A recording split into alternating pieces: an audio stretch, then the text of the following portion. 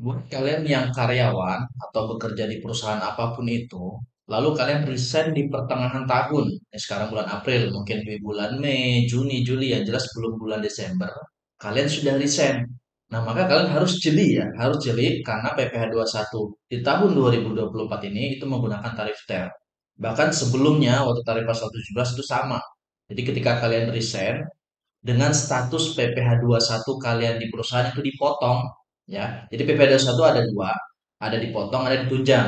Kalau ditunjang, kalian skip video ini. Jadi nggak ada masalah buat kalian. Kalau ditunjang ya, karena yang nanggung PPh satu itu perusahaan, yang setor ke negara itu perusahaan.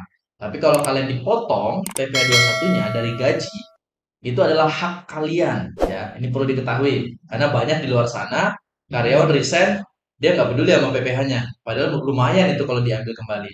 Jadi ketika kalian kerja semisal Januari sampai Mei sudah dihitung PPh satu setiap bulannya udah dipotong, semisal tiap bulan taruhlah 300.000 deh per bulannya dengan gaji mungkin 8 juta atau 7 juta, 300.000 tiap bulan dikali 5 sampai bulan Mei berarti 1.500.000. Nah, 1.500.000 itu dipotong dari gaji kalian karena dipotong ya, bukan ditunjang. Itu dipotong dari gaji kalian. Jadi semisal seharusnya kalian terimanya 8 juta, tapi karena dipotong 300.000, jadi terimanya hanya 7.700.000 setiap bulannya. Nah, ketika bulan Mei kalian resign. Jadi yang uang atau PPh satu yang sudah dipotong tadi, yang 300 setiap bulan, sebanyak 5 bulan, dengan total 1.500.000 rupiah, itu bisa kalian ajukan refund. Nah, minta pengembalian dari perusahaan. Karena seharusnya, kalau secara setahun, itu kita asumsikan tidak kena PPh. Ya, kita asumsikan tidak kena PPh atau lebih bayarlah ketika disetahunkan. Karena kan menghitung PPh satu TER ini PPh bulan itu berapa, gaji bulan itu berapa, langsung dihitung PPh-nya berapa sekian.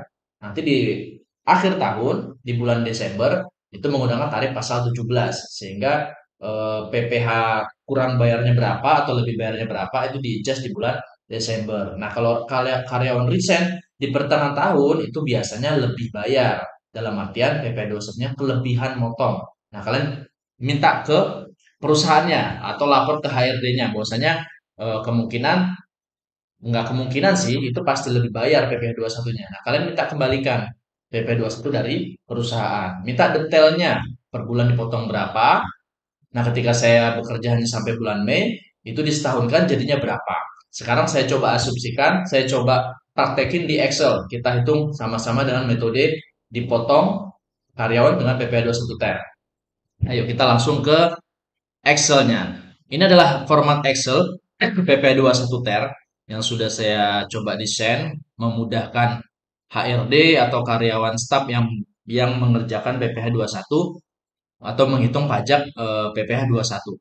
Nah, ini formatnya Excel ya. Ini ada format dipotong, ini format impornya. Nanti format impornya seperti ini, tinggal hasil dari sini dikopas aja ke sini buat diimpor ke eBupot PP 21 DJP online. Nah, kalau ini gross up atau ditunjang, ditunjang, dan ini format impornya sama kayak tadi ya. Jadi PPh satu itu ada dua, ada ditunjang, ada dipotong.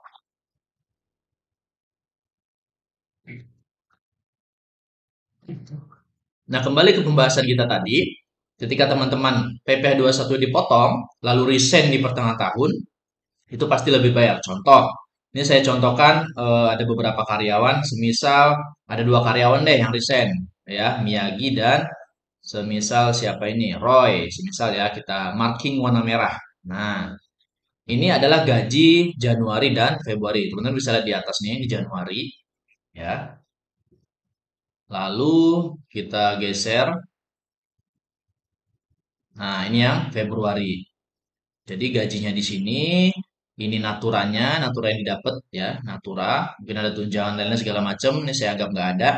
Loan, JKK-JKM yang ditanggung oleh perusahaan, BPJS juga yang ditanggung perusahaan, sehingga total brutonya sekian, dapatlah tarif TER-nya, TER A, B, atau C, nah tarif efektifnya berapa, dapatlah PPh 21-nya sekian. Nah ini ya, di bulan Januari.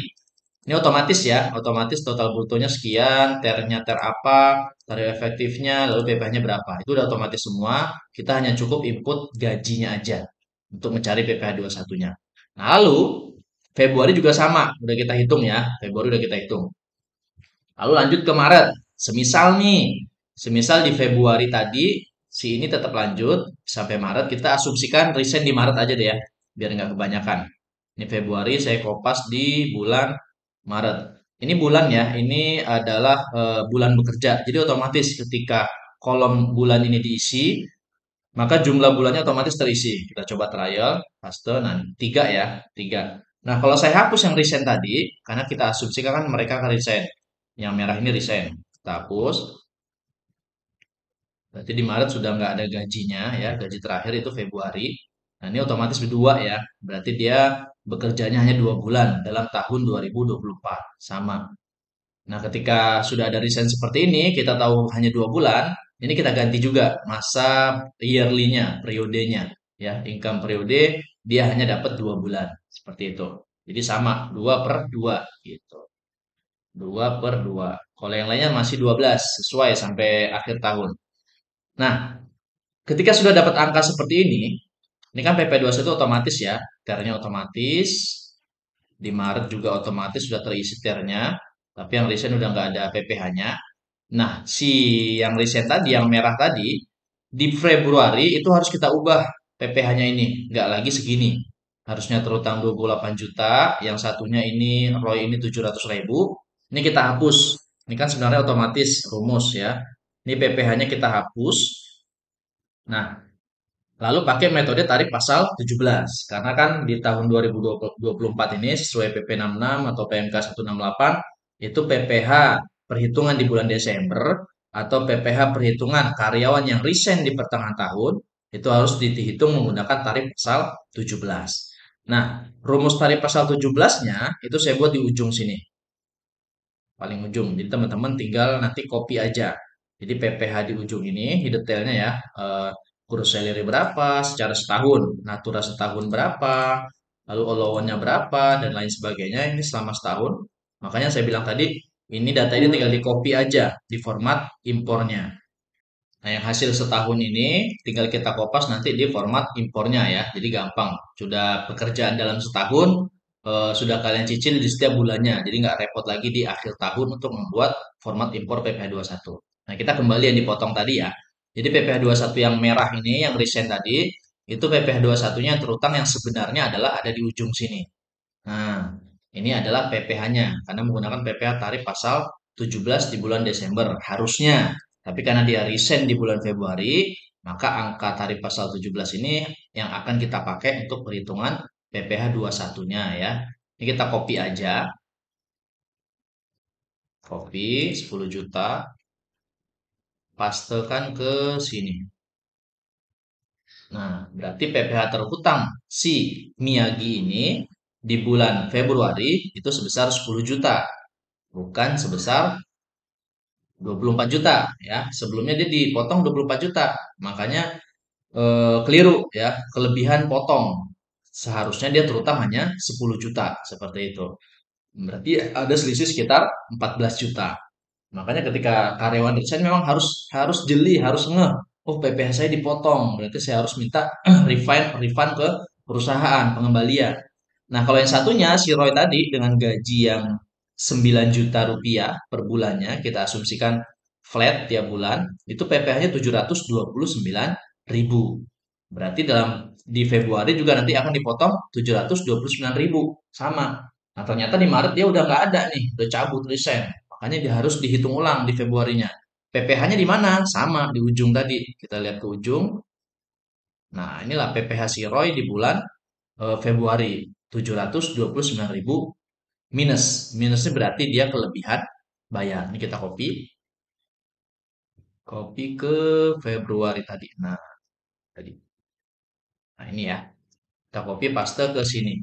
729.000. Kita lihat di ujung.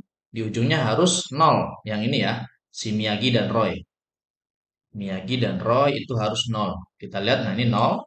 Roy juga 0. Kenapa 0? Berarti ya PPh 21 selama setahunnya udah bener gitu loh, nggak ada selisih. Tapi kalau yang masih ada angka ini, ya memang selisih. Ini adalah PPh 21 perhitungan dengan cara tarif pasal 17. Karena mereka masih aktif, ya mereka menggunakan tarif TER terus setiap bulannya. Januari seterusnya sampai November. Tapi nanti ketika Desember mereka harus pakai tarif ini. Nah, dari sini aja kita udah lihat nih, kalau minus berarti LB. Si Katsuyama ini udah kelebihan potong 1 juta, ya. Si Sobur udah kelebihan potong 12.000. Kalau si Abdul kurang 7.800. Nah, ini nanti perhitungannya di bulan Desembernya. Nah, yang kita bahas tadi ya Februari ya, si Roy dan si Miyagi. Ini ya. Nah, mereka berarti kelebihan potong. Nah, selisihnya tinggal kita minta ke perusahaan gitu nih ya. LB 729.000. Si Roy kan udah 2 kali potong nih Januari dan Februari 700 berarti 1.400.000. Berarti perusahaan itu harus mengembalikan PPh satu si Roy yang berupa uang sebesar 1.400.000 rupiah. Nah, dan bagi perusahaan kan udah terlanjur setor ke negara tuh sebesar 700.000 setiap bulan Januari dan Februari. Nah, itu bisa dia kompensasi, bisa dipakai untuk ngurangin pajak Februari all karyawan, bisa juga untuk kompensasi di bulan Maret, bisa untuk perusahaan ya. Jadi nggak ada yang rugi. Perusahaan bisa menggunakan kelebihan bayarnya yang disetor ke negara, dan si karyawan juga harus menerima kelebihan potongnya atas gajinya ya dipotong oleh perusahaan ke karyawan. Tinggal minta aja. Tapi kalau karyawan nggak minta, ini banyak nih saya handle perusahaan seperti itu. Karyawannya nggak minta, ya udah lepas gitu loh. Karyawan nggak minta, terus perusahaan juga nggak peduli, ya uangnya nggak dikembaliin. Tapi kalau ada perusahaan yang peduli, fair, ya perusahaan akan info ke karyawannya dan dikembalikan. Tapi kalau perusahaannya cuek, ya bodo amat nggak dikembaliin gitu. Berarti kan untung perusahaannya. Karyawannya rugi karena dipotong PPh-nya. Tapi kalau ditunjang, ya ditanggung perusahaan, ya udah nggak masalah. Kita nggak usah usil minta PPh 21-nya, karena setiap bulan kan dipotong. Nah itu ya kurang lebih perhitungan seperti itu. Jadi kalian yang karyawan, walaupun tidak ada tugas menghitung PPh 21, seenggaknya kalian harus tahu cara menghitung PPh 21-nya. Agar kalian tahu PPh 21 kalian tiap bulan dipotong berapa, dan mungkin suatu saat ketika kalian cabut atau resign, kalian tahu kelebihan PPh 21 saya ini potong berapa, agar saya bisa mengajukan pengembalian ke perusahaan. Oh, Pak atau Bu, PPh 21 saya dipotong tahun ini 5 juta, kelebihan potongnya. Saya minta refund dong, minta pengembalian dong. Bisa ya, boleh dan itu boleh. Karena itu memang hak kita. PPh 21 kita dipotong dari gaji kita ya, bukan ditunjang. Nah, buat teman-teman yang ingin dapat Excel ini ya, tuh nggak usah repot lagi bikin ulang dari awal. Yang mau Excel ini udah saya lampirkan di link deskripsi. Teman-teman bisa masuk dari YouTube ya. YouTube ini nanti ada saya buat seperti ini postingannya. Saya lampirkan link di deskripsi seperti ini. Ya, ada linknya seperti ini, Sosiabas. Teman-teman klik aja kalau mau investasi Excel ini. Jadi investasi rumus Excel 21 ter bisa klik link di bawah ini. Nanti ketika teman-teman klik linknya akan mengarahkan ke Sosiabas ini ya. Nah, ini saya buat investasi sebesar 299.000. Saya rasa nggak mahal lah untuk investasi teman-teman buat dipakai selamanya ya. Sekali untuk selama-lamanya teman-teman bisa pakai Excel ini, bisa menghitung untuk diri pribadi, bisa juga untuk menghitung di perusahaan. Dan ini sangat-sangat simpel ya. Hanya 299.000 kalian bisa pakai selama-lamanya, dan juga teman-teman bisa mempermudah pekerjaan di perusahaan. Jadi perusahaan dalam pekerjaan dalam setahunnya itu nggak repot lagi karena teman-teman udah tahu nih detail masing-masing karyawan, gajinya berapa per bulannya, ya BPJS-nya berapa per bulannya, PPh 21-nya berapa per bulannya dari Januari sampai Desember. Nanti ketika akhir tahun teman-teman buat bukti potong itu gampang ya, tinggal copy aja ke sini format impornya, lalu impor selesai pekerjaan dalam setahun. Belum lagi kalau ekualisasi nyandingin ke GL-nya atau ledgernya, mana nih yang selisih nih antara biaya dan salary yang kita rekap kita. Kalau ada selisih kan kita ketahuan kalau ada rekap seperti ini. Nah itu ya, semoga ini bermanfaat. Lalu kalau teman-teman bingung cara ngimpornya, ini kan ada format impornya. Nah teman-teman bingung cara ngimpornya ya bisa baca. Di sini udah ada nih di text based cash punya saya juga. Teman-teman bisa lihat di sini ada user manual. Saya input di sini sudah user manual PP21TR, ini linknya. Tinggal diklik aja, nanti langsung arah ke PDF. Bisa di-download, bisa dibaca online. Ini user cara penggunaan PP21TR, manual ataupun impor ya. Kalau TBC ini text based cash bisa didapat juga dari link deskripsi ya. Ini cuma 100.000 kok investasinya selama-lamanya ya, selama-lamanya. Oke, sekian dari saya. Mungkin ada kata yang salah, saya mohon maaf. Akhir kata, Semoga video ini bermanfaat. Kalau merasa bermanfaat, silakan bantu share ke teman-teman yang lain agar kita sama-sama mendapatkan manfaatnya atau pahalanya lah. Sekian dari saya, ada kata yang salah, saya mohon maaf. Akhir kata, Assalamualaikum warahmatullahi wabarakatuh.